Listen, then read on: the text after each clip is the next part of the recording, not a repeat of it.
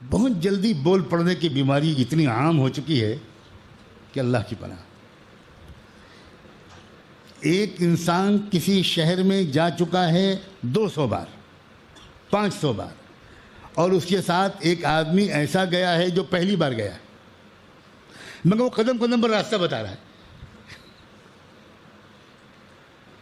اس سے زیادہ نہیں تشریح کروں گا میں. اس کو بتا رہا ہے جو 500 بار جا چکا ہے، جس کا وہ وطن ثانی رہ چکا ہے، اور بتا وہ رہا ہے جو پہلی بار گیا ہے مگر عادت ہے جلدی بول پڑنے کی. تو جو انسان چھوٹی چھوٹی چیزوں میں جلدی بول پڑے گا وہ انسان بڑی چیزوں میں جلدی بول پڑے گا.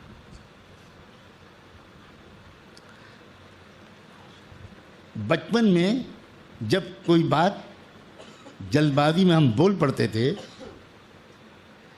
تو ہماری والدہ اللہ جانے کون سا تربیتی سلیقہ لے کر آئی تھیں. نہ کوئی بیان، نہ تقریر، نہ نصیحت، نہ ڈانٹ، نہ ڈپٹ.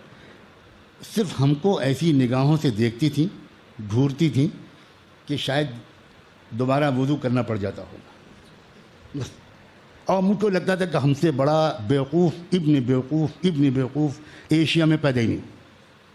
بس صرف یعنی احساس دلاتی تھی کہ کیا یار تم جلد اتنے سے ہو اور جلدی سے بول دی. اتنی بچپن سے عادت پڑ گئی بڑوں کے سامنے نہ بولنے کی. اور اب ہم دیکھتے ہیں کہ ادھر ٹٹ سے بولا، ادھر ٹٹ سے بولا، ادھر ٹٹ سے بولا، برسات سے پہلے ہی.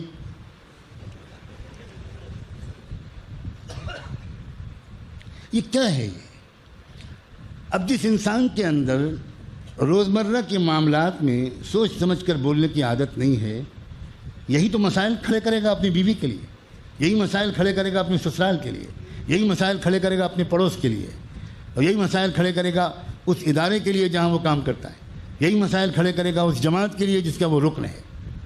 کہیں نہ کہیں اس کا جو اتاولا پن ہے، جذباتیت ہے، یہ سخت انتشار پیدا کر دے گی.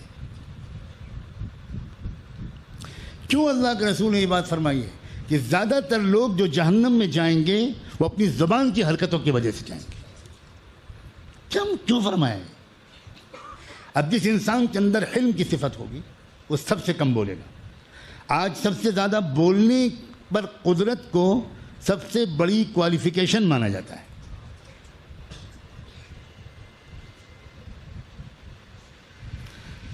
تبلیغ کے احباب کے پرانے خدا کرے دو چار یہاں موجود ہوں. دنیا میں سب سے مشکل کام ان کے لیے چپ رہنا ہے. اب تو جب میں نے سولی پہ چڑھ ہی گیا ہوں تو پھر اب کیا خطرہ ہے. سب سے مشکل کام. بولتے بولتے بولتے ایسی عادت پڑ جاتی ہے کہ مجھے ڈر ہے کہ جب منکر نکیر آئیں گے تو جب پوچھیں گے من ربک تو وہ کہیں گے قریب قریب بیٹھیے، بیان سے 2.5 گھنٹے کا بیان سے. کیا ہے یہ؟ کیا ہے یار؟ حضرت مولانا الیاس فرمایا کرتے تھے کہ اللہ نے پورے بدن کا سائز بنایا، اس میں اتنی چھوٹی سی زبان بنائی. اور وہ کہتے تھے اس دعوت کی محنت میں زبان کا کام اتنا ہی ہے جتنا بدن میں زبان کا سائز ہے. بالکل الٹ گیا معاملہ. سب سے زیادہ زبان ہی کا استعمال ہے، اور یہ جو کچھ فساد ہو رہا ہے یہ اسی وجہ سے ہو رہا ہے.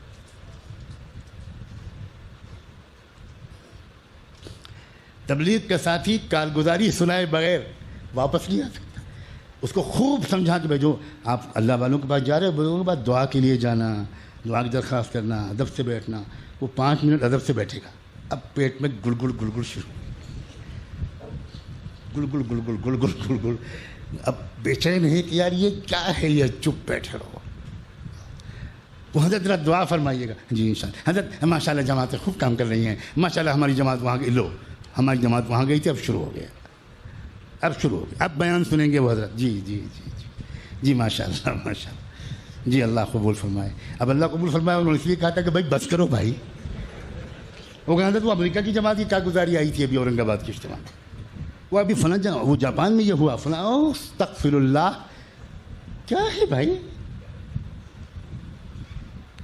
میں بہت درد کے ساتھ کہہ رہا ہوں بھائی، میرے 40 سال کام میں وقت لگایا ہے، پلا ہوں اسی میں.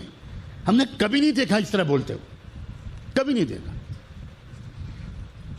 خاموش. بھائی زبان کا زیادہ استعمال کرنا خیر کے لیے وہ مہلک ہے، تو پھر خیر کے علاوہ مباح موضوعات پر بولنا وہ تو یقیناً مہلک ہے، اور مباح سے آگے بڑھ کر حرام چیزوں میں داخل ہو جانا اس کے بغیر وہ رہ ہی نہیں سکتا جس نے مباح چیزوں میں زبان کا زیادہ استعمال کیا ہو۔ امام غزالی نے لکھا ہے جو مباحات میں زیادہ بولے گا وہ محرمات میں بول کر رہے گا، اسی سے غیبت ہوگی، وہی بدگمانی کرے گا، وہی الزام لگائے گا، وہی چغلی کرے گا، ادھر کی ادھر، ادھر کی ادھر۔ اس لیے چپ رہنا سیکھو،